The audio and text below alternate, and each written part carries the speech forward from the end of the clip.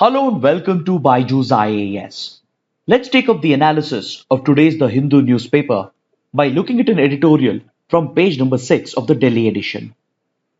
See, the Supreme Court recently passed a judgment through which it has invoked a dormant provision in the Indian Constitution, that is Article 224A of the Constitution, and it has activated this provision. This constitutional provision provides for the appointment of ad hoc judges or temporary judges in high courts in order to clear the backlog of pending cases at the high courts, which might have been a result of unfilled judicial vacancies at the high court.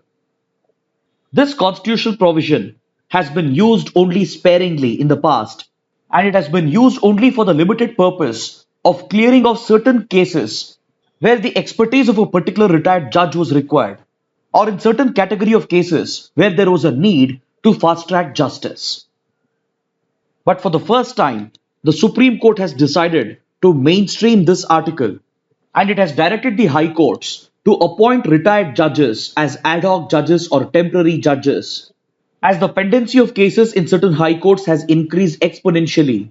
That has been primarily attributed to the judicial vacancies that remained unfilled due to the ongoing tussle between the collegium system of the judiciary and the delay on the part of the government to accept the recommendations of the collegium. See, one of the key challenges facing the Indian judiciary is the pending backlog of cases, and as the popular saying goes, justice delayed is justice denied. According to latest data, there are around 5.7 million cases pending in front of the high courts, and this excludes the large number of cases that are pending at the level of district courts and the Supreme Court. Parallelly, the high courts are struggling to clear these pending cases because several judicial vacancies remain unfilled even after several months. And even though the collegium has recommended the names of judges to be appointed to these vacant positions, the centre has dragged its feet, and the resulting delay has led to a large number of vacancies at several high courts. See, under the collegium system of appointment of judges, the Supreme Court collegium decides upon the names of the judges to be appointed, and these recommendations are forwarded to the government. As per established norms, the government is bound to follow the recommendations of the collegium, and technically, it is allowed only once to send back the recommendations for a reconsideration by the collegium. But if the collegium sends back the same names to the government, then the government is bound to recommend to the president to appoint that person as the judge. But however, neither the Constitution nor the Supreme Court have clarified as to within what time period the government should follow upon these recommendations of the collegium. So this gives the discretion to the government to hold off certain appointments, and the dispute over the names of the judges that have been recommended by the collegium leads to a tussle between the Supreme Court collegium and the government, and the delay on the government's part in making this appointment ends up stretching the judicial vacancies in our higher judiciary. Currently, at the level of high courts, the vacancies are said to be at around 40%, and the Supreme Court is of the opinion that there exists a direct correlation between the number of vacancies at the high court and the number of pending cases. So, based on this conclusion, the Supreme Court has ruled that if you provide an alternative to these pending vacancies by appointing retired judges as ad hoc or temporary judges, then the pending backlog of cases can be cleared, thereby leading to better delivery of justice at the level of high courts. But the editorial doesn't agree with this conclusion of the Supreme Court, because data from each individual high court shows that there exists no direct correlation between the number of pending cases and the number of vacancies. For example, just look at the Madras High Court. At the Madras High Court, the number of judicial vacancies stands at just 7%, whereas the number of pending cases stands at 5.8 lakh cases. In comparison, at the Kolkata High Court, the number of pending cases is just at around 2.7 lakh cases, whereas the judicial vacancies stands at a staggering 44%. So this clearly shows that there exists no direct correlation between the number of pending vacancies and the number of pending cases at the high courts. But despite this, the Supreme Court has seen a direct correlation between the two, and hence, to address this problem, it has decided to activate a dormant provision of the Constitution, that is Article 224A, which allows the Chief Justice of a High Court to appoint retired judges as ad hoc or temporary judges. Now, this process is separate from the regular appointment process of judges. Under Article 224A, the Chief Justice of the High Court needs to take the prior consent of the President, that is essentially the Council of Ministers of the Government of India, and along with that, by obtaining the consent of the retired judges concerned, the Chief Justice can provide for the appointment of these retired judges as ad hoc temporary judges to specifically deal with a particular category of cases. The editorial points out the problem with such temporary appointment of judges is that it runs the risk of becoming an alternative to regular appointments of judges. The concern is that since judicial vacancies are quite high at the level of high courts, and since the government is holding back on the recommendations of the collegium, the judiciary shouldn't start seeing Article 224 as an alternative route to replace regular appointments with temporary appointments. Because that not only subverts the constitution, but it could also result in its misuse, which could end up compromising the very integrity of the judiciary. So to ensure that such misuse doesn't occur, the Supreme Court has clarified that the appointment of ad hoc judges will just be a temporary provision, and it will be limited to just a few high courts where the pendency of cases is very high. Then to further guarantee the judicious usage of this special provision, the Supreme Court has laid down a set of guidelines to be followed by the high courts by bringing out a memorandum of procedure. As per this memorandum of procedure, the Chief Justice of a High Court can look out for ad hoc judges or temporary judges only if judicial vacancies stand at more than 20% of the sanctioned strength for that particular High Court. Or the provisions of Article 224A can be invoked by the Chief Justice of a High Court if the backlog of cases is more than 5 years old in 10% of such cases. Apart from this provision can also be used for particular cases that have been pending for more than 5 years, where the expertise of a particular retired judge would be required. And this provision can also be invoked by the High Court if the rate of disposal of cases has fallen drastically as compared to the rate of institution of new and fresh cases.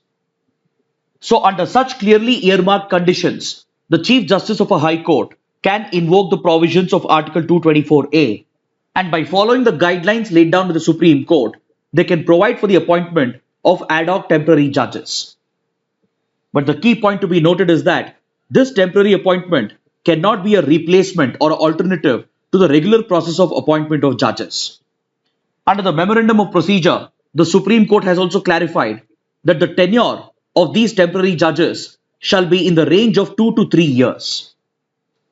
So for solving the problem of judicial vacancies and backlog of cases, this ad hoc appointment cannot be the long-term permanent solution, and hence on one hand, the government needs to speed up its decision-making process and provide for the timely appointment of judges based on the recommendations of the collegium. Then along with that, the judiciary needs to ensure that the appointment of such temporary judges is done in a fair and transparent manner, and this can be ensured by basing the temporary appointments on the experience, expertise, integrity and political neutrality of the retired judges who are being considered for reappointment. Next, on page number 6, we have another editorial that deals with the topic of tribunals. See, tribunals are essentially quasi-judicial bodies that function as adjudicating bodies, and even though they weren't provided in the original constitution, they were inserted into the constitution through the 42nd Constitutional Amendment Act, which introduced Article 323A and Article 323B. Article 323A deals with administrative tribunals, whereas Article 323B deals with all the other tribunals. Now the question is, what are these tribunals? Why are they set up? Like I said, these tribunals act as quasi-judicial bodies that adjudicate upon certain disputes. And they are set up for specific purposes and for specific sectors where there is a need for specialized technical knowledge and expertise in order to dispose of certain category of cases. Now, for example, when you are looking at disputes and cases, related to income taxes, or disputes and cases related to the telecom industry or to environment and air pollution. In such cases, there would be a need for specialized technical knowledge and expertise to speedily dispose of these cases and disputes. Because the regular judiciary may not be technically capable of handling some of these cases, and this would also result in imposing an unnecessary burden on an overburdened judiciary, thereby further increasing the backlog of cases.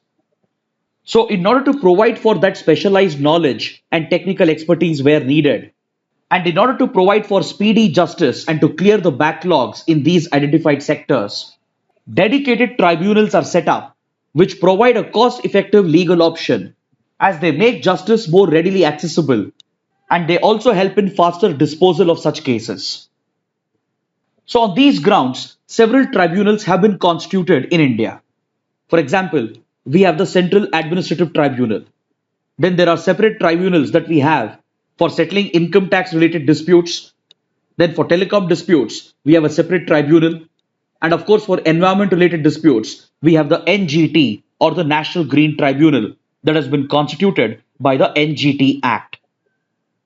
These tribunals are often statutory in nature and they are constituted by a law passed by the Parliament. And for making appointments to these tribunals, a set of specific criteria would have been listed out under the law, and the chairperson who would head these tribunals and the expert members who would be a part of it, they would be expected to fulfill a certain criteria with regard to their specialization, their expertise, their qualification, and as well as with regard to their special knowledge. Recently, this process of appointing expert members and chairpersons to tribunals came under question because the government decided to appoint an expert member to the Southern Bench of the National Green Tribunal, and it chose a retired IAS officer for this position, whose specialized knowledge and expertise was brought into question in a case filed at the Madras High Court.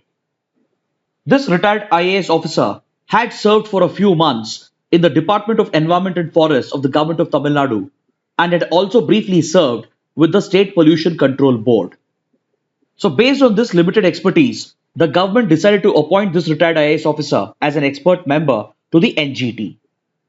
But if you look at the NGT Act and the provisions laid out under it, you will find that the appointment of this retired IAS officer as an expert member doesn't exactly fit the criteria prescribed by the law, and hence a petition was raised at the Madras High Court challenging this appointment. The Madras High Court, which went into the case, upheld the appointment of this expert member based on its interpretation of the NGT Act. See, under the NGT Act, there are two types of criteria that have been listed out for the appointment of independent expert members to the tribunal. The first criteria is based on the qualification of the individual and the practical experience that is possessed by the candidate. The other criteria is based on one's administrative and field experience in the concerned sector or concerned domain in which the tribunal is expected to function, which thereby calls for suitable technical knowledge and expertise to be possessed by the candidates. As per the first criteria laid out under the NGT Act, the candidate who is being considered by the government needs to have a master's or a doctorate degree either in science or engineering or technology, along with 15 years of experience in the relevant field. Out of these 15 years of experience, at least 5 years of experience should come from environment and forests, that too by working with a national level institution. The candidate being considered should have proven expertise in the field of pollution control, hazardous substance management, forest conservation, etc. Then with regard to the administrative and field experience criteria, the NGT Act states that 15 years of experience is needed and the candidate being considered should have dealt with environmental related matters. This essentially applies for bureaucrats who would have served the central government or the state governments. And since the retired IAS officer in question had a few months of experience in the Environment Department and the State Pollution Control Board, the Madras High Court decided to uphold this appointment as it saw this appointment to be in line with the criteria provisions that were laid out under the NGT Act. But however, if you examine this case carefully, you will notice that the retired IAS officer in question just had a few months of experience in the environment field, which may not be sufficient to display the kind of technical knowledge and expertise that one is needed to possess while disposing of environment and pollution related cases at the NGT. So, this lack of specific criteria in the composition and functioning of our tribunals has time and again come into question.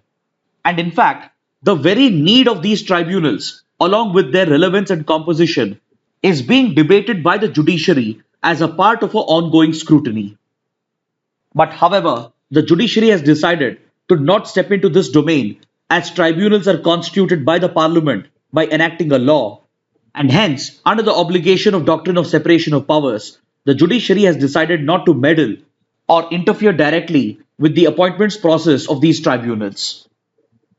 In fact, the central government itself has abolished many of these tribunals recently, and hence, considering the critical role that these tribunals are playing, and considering the controversies surrounding the appointment process, there is a need for all the institutions, that is the executive, the parliament, and the judiciary, to provide for more clarity with regard to the eligibility criteria that applies for making appointments to the posts of chairperson and members to these tribunals.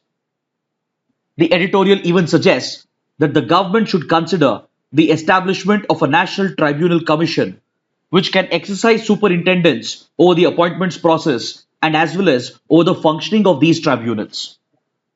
If such a commission is set up, and if it is truly independent, then it can definitely help in streamlining the functioning and the composition of the tribunals by bringing in greater transparency in the appointments process.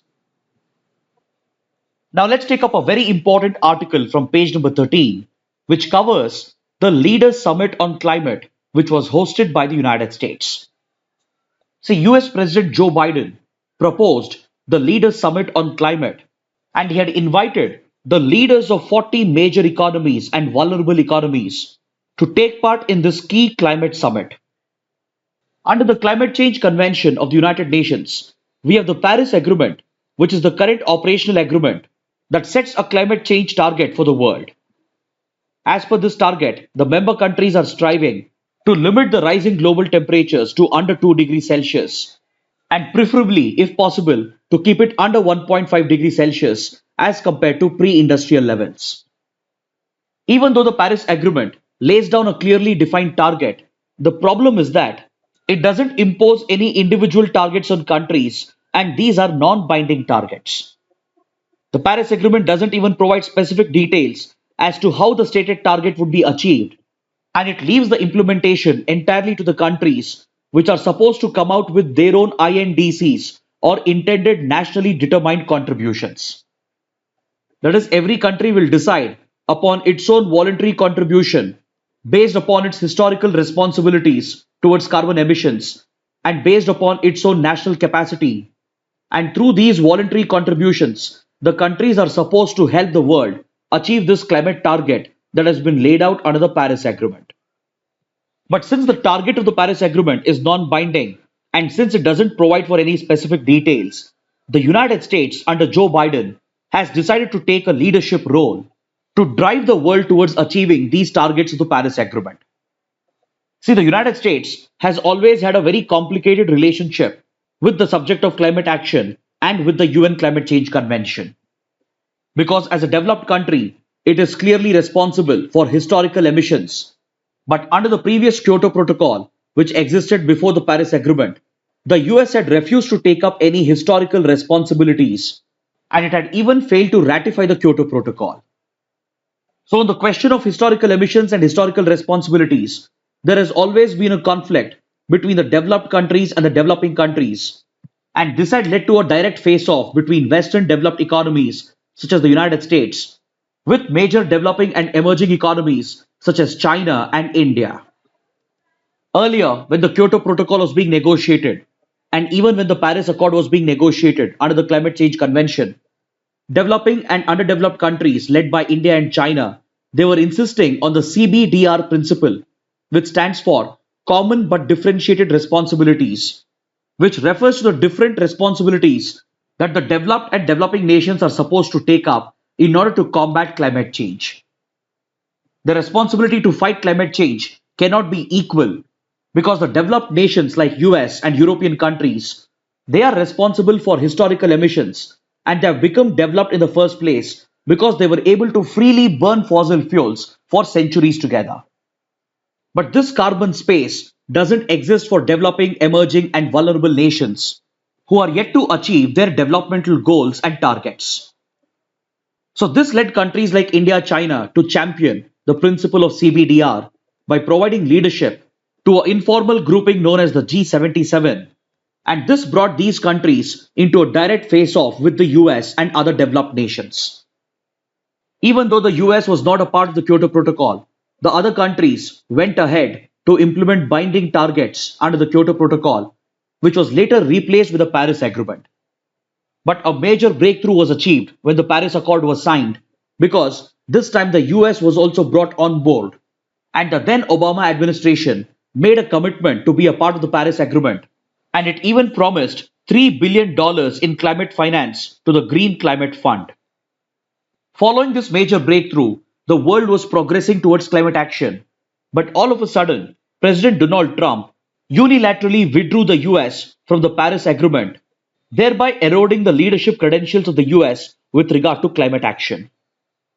President Trump was a climate change skeptic who just believed that climate change is a conspiracy theory, but he also took measures to stop US funding towards developing and underdeveloped nations, which were supposed to be helped out by the US by arranging for climate finance as per the principle of CBDR. But now that the decisions of Trump had eroded the leadership role of US with regard to climate change, the new administration in the US under President Joe Biden decided to reclaim this leadership role. And this is what led the US president to organize the Leaders Summit on Climate.